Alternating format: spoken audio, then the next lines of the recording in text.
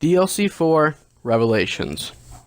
Now, this may sound a bit late for PlayStation players because it's already been out for you guys, but I play Black Ops 3 on the Xbox One. So this is my review of Revelations here. A little bit late, of course, but you know, what can you do? I'm not going to spend an extra $15 on the PlayStation 4 when I already have the Season Pass on the Xbox One. Kind of pointless. But anyways, if you don't know, I personally didn't like zombies in Black Ops 3 at first. I was very, very hateful of it. I originally hated Shadows of Evil. And then Horizon Drop came out, it's like, alright, this is a fine map. And then, Zetsubo came out. I didn't really play Zetsubo that much, because I just never, even at that time, I wasn't super into it. But then Garage Crovey came out, and I thought, man, this map looks amazing. I'm gonna start getting back into zombies lore. So I start learning about stuff again because before this I had been highly into zombies lore. I loved it, loved every bit of it. Interesting story, it's great. And Black Ops 3, I thought it was alright, but because I didn't play it, there was no real point in me, watching any of it or learning about it. So, I just kind of moved away from it. But I got back into it, right?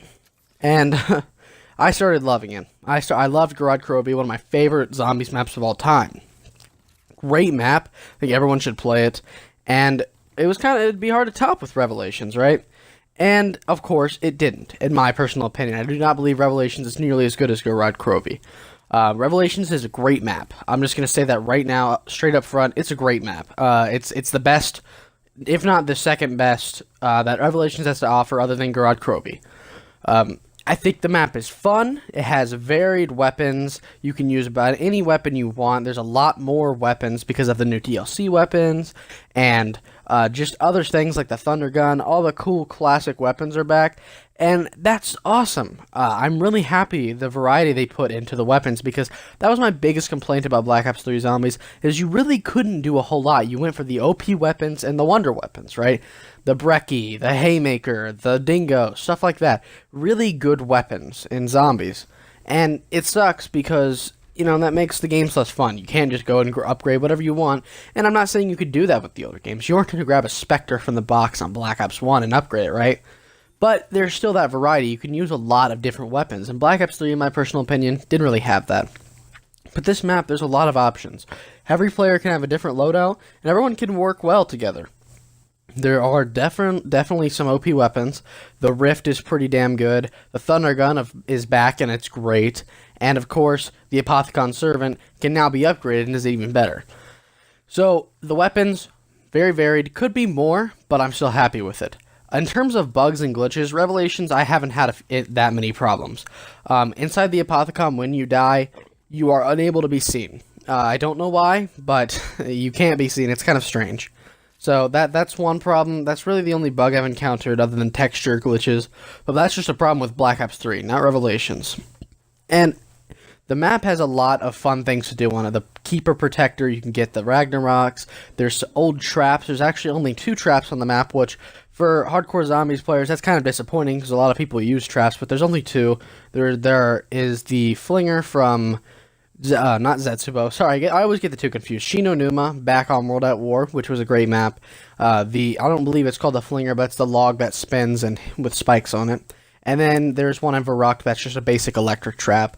There isn't a whole lot of traps. That's kind of disappointing, but me personally, I never use traps. I've only ever used traps on like the Giant or Derice, things like that where I can just run through an area, throw on a trap, and kill a bunch of zombies. Other than that, I never really used them. So it's not a big downfall to me, but I know some people don't like that, and I completely understand their complaints with that. Overall, in general, this map is pretty goddamn easy.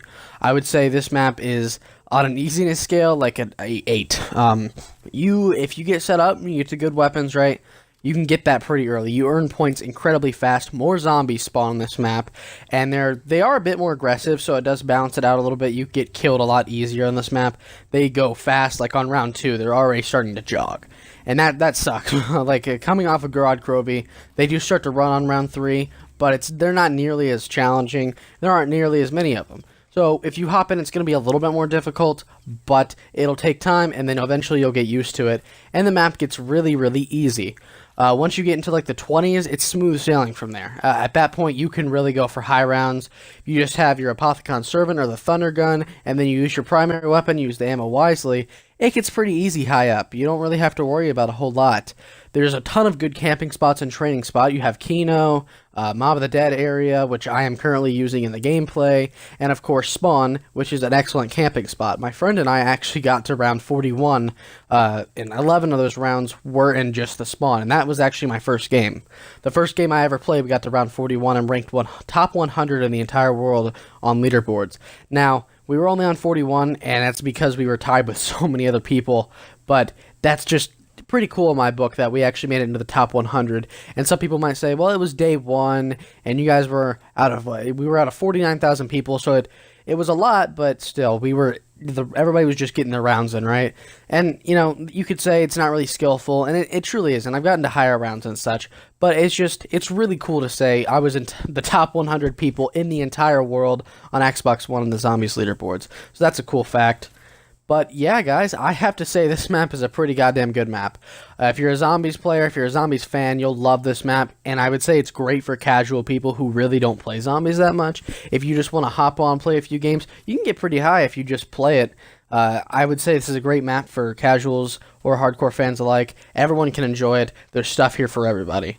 The buildables, the Easter egg is great. If you care for the story ends here. And that's kind of sad, but hey, we have the comics to look forward to coming out sometime this year, so that's great. But yeah, guys, I hope you enjoyed this review. Tell me what you guys thought in the comments below, and if you liked it or if you didn't like it, and if you're excited for the comics or whatever Infinite Warfare has to offer with zombies. And yeah, guys, I'll see you in the next video.